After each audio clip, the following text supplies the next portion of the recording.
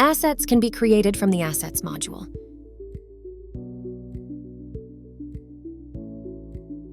Click the New Asset button to open the editor. The only pieces of required information when creating an asset are a name and a location.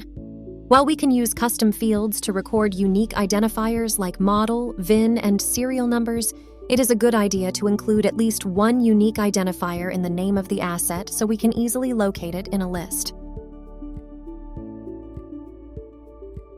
When creating an asset, it will be associated with the general location by default.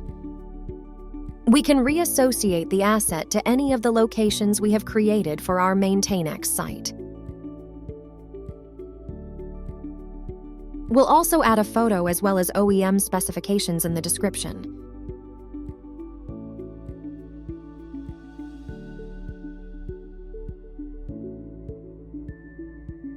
MaintainX also allows us to generate QR codes for our assets, which we can adhere to our equipment.